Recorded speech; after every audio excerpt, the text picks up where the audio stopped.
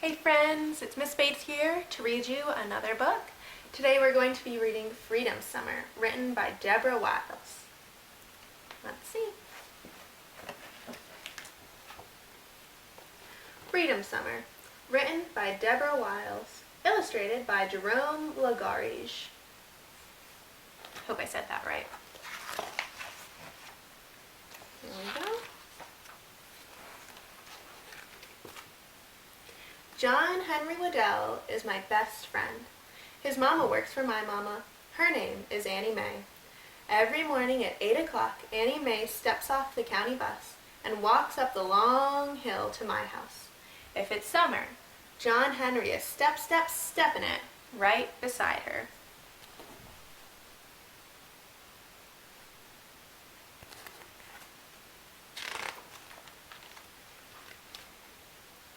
We like to help Annie Mae.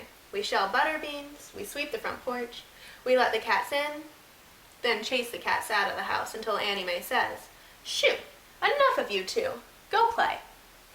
We shoot marbles in the dirt until we're too hot to be alive. Then we yell, "Last one in's a rotten egg," and run straight for Fiddler's Creek.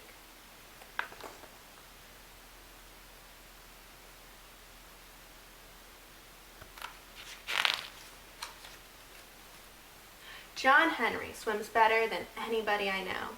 He crawls like a catfish, blows bubbles like a swamp monster, but he doesn't swim in the town pool with me. He's not allowed. So we dam the creek with rocks and sticks to make a swimming spot. Then holler and jump in, wearing only our skin.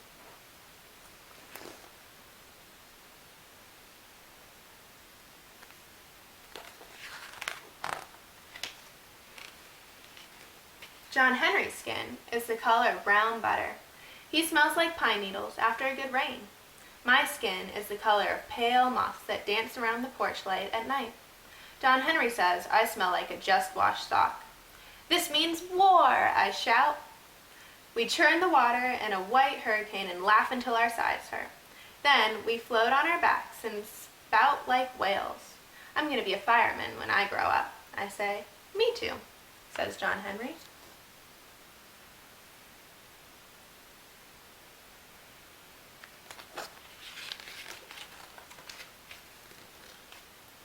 I have 2 nickels for ice pops, so we put our clothes on and walk to town. John Henry doesn't come with me through the front door of Mr. Mason's general store. He's not allowed. "How you doing, young Joe?" asks Mr. Mason. He winks and says, "You gonna eat those all by yourself?" My heart does a quick beat. "I got one for a friend," I say, and scoot out the door. "Yes, sir, it's mighty hot out there," Mr. Mason calls after me. "I love ice pops," says John Henry. "Me too," I say.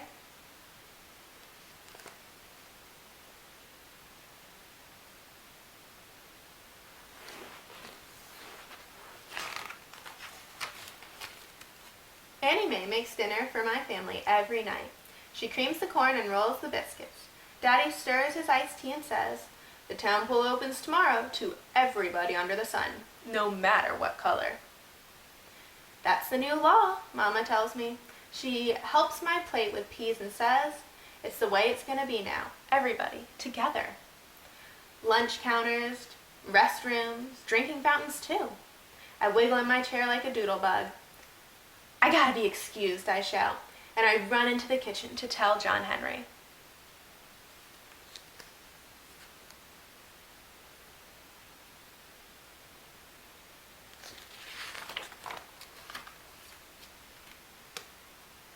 "I'm gonna swim in a real town pool," he hollers. "Is it deep?" "Real deep," I tell him. "And the water's so clear you can jump to the bottom and open your eyes and still see." "Let's be the first ones there," says John Henry.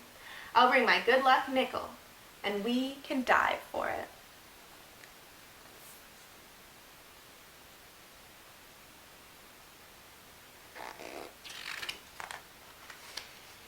Next morning, as soon as the sun peeks into the sky, here comes my best friend John Henry Waddell, running to meet me. "Let's go," he yells. "I got my nickel." And I run right with him, all the way to the town swimming pool, We race each other over the last hill, and we stop.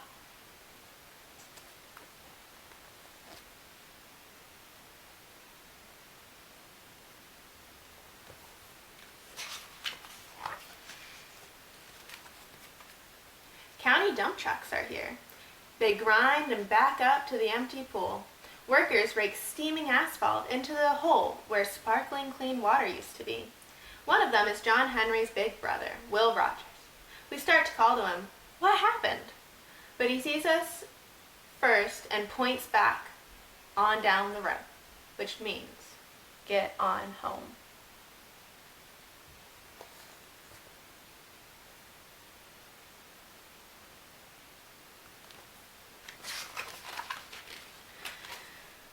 But our feet feel stuck.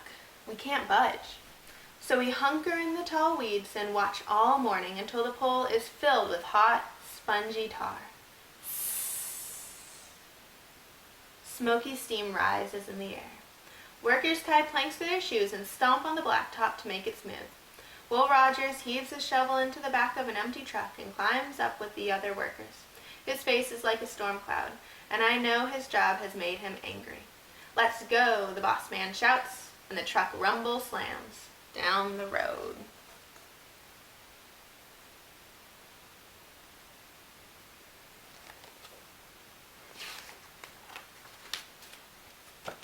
It's so quiet now, we can hear the breeze whisper through the grass.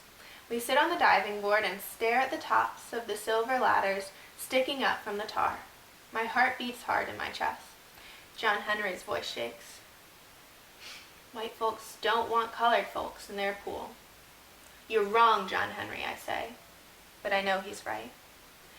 "Let's go back to Fiddler's Creek," I say. "I don't want to swim in this old pool anyway."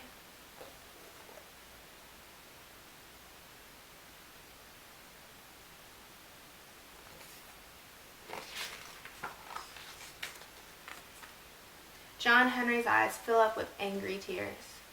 "I did," he says. "I wanted to swim in this pool. I want to do everything you can do."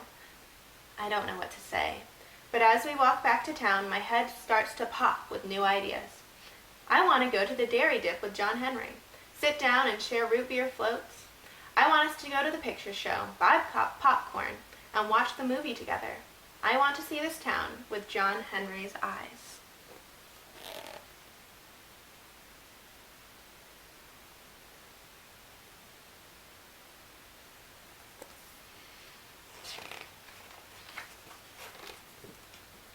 We stop in front of Mr. Mason's store. I jam my hands into my pockets, while my mind searches for words to put with my new ideas. My fingers close around 2 nickels. "Want an ice pop?"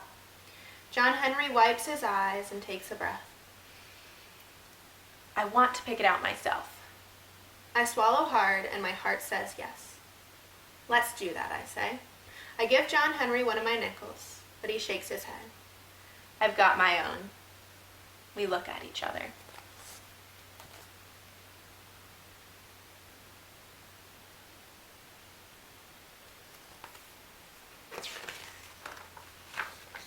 Then we walk through the front door together.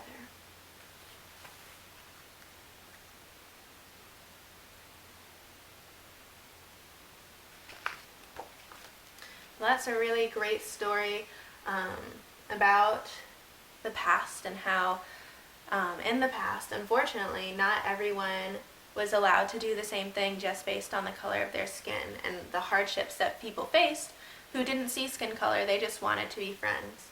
I also think it's very touching that John Henry wants to buy his first ice pop in Mr. Mason's store with his lucky nickel, because it's probably very hard to give up something lucky like that. I think this is a really, really great book. It gets you thinking about some important topics, and I hope you enjoyed it. I can't wait to read you guys another book soon. Bye!